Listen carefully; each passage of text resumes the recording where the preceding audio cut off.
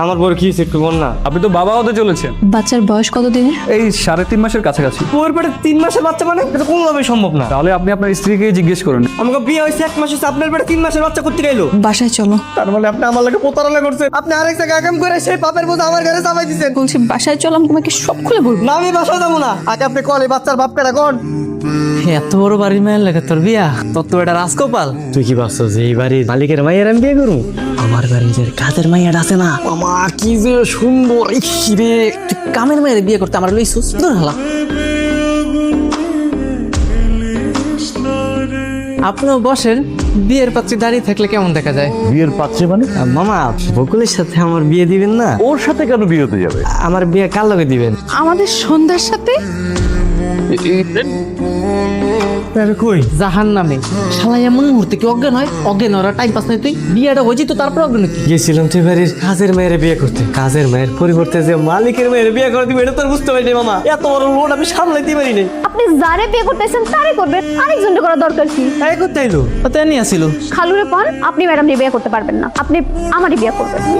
Madam বিয়ে করবো না। এখনো আগে কি হয়েছে না হয়েছে সব ভুলা যাও তো।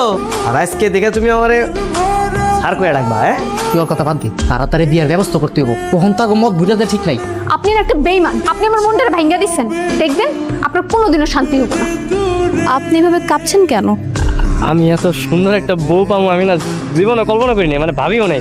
আচ্ছা, আপনি আমার ব্যাপারে সবকিছু জেনে শুনে তারপর বিয়েতে রাজি হয়েছেন তো? হ্যাঁ আমি সব জানি তো, মামা আমারে সব কইছে। এমন একটা পোলারে বিয়ে করলেন যে কিনা আমার প্রেমের প্রস্তাব দিছিল, আমার লাগে বিয়ে করতে চাইছিল। বকুল, তোকে আমি না করেছি না এইসব টপিক নিয়ে কথা বলতে তো চাই না ম্যাডাম, কিন্তু যেই পোলার লগে আপনার বাড়ির কামের মেয়ের বিয়ে হওয়ার কথা ছিল সেই পোলার লগে আপনি বিয়ে করে নিলেন। আমার হাজবেন্ড আগে কি করেছে না করেছে সেটা তো আমার দেখার বিষয় না, এখন আমার হাজবেন্ড কি করছে বা কি করবে সেটা আমার দেখার বিষয়। আপনি তো একটা প্রতারক। বকুল, তোকে আমি যেতে বলছি না? আমার মাকে ঘুম পাইছে, আমি একটা কাজ করি ওই যে সোফার মধ্যে যে ঘুমাই থাকি। হ্যাঁ সোফায় ঘুমাতে যাবেন মানে? আমি আপনার ওয়াইফ, আপনি আমার হাজবেন্ড, আমাকে একা এখানে রেখে আপনি সোফায় ঘুমাবেন কেন? না ম্যাডাম আসলে হয়েছে কি, আমি আবার রাতে লুঙ্গি পরে ঘুমাই তো। ম্যাডাম মানুষ আপনার সাথে লুঙ্গি পরে কেমন দেখা যায় না?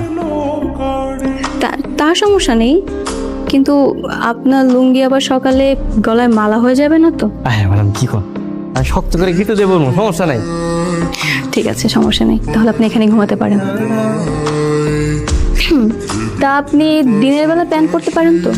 হ্যাঁ না, মানে আপনাকে কিন্তু আমার সাথে অফিসে যেতে হবে, ওইখানে কিন্তু লুঙ্গি পরা যাবে না, প্যান্ট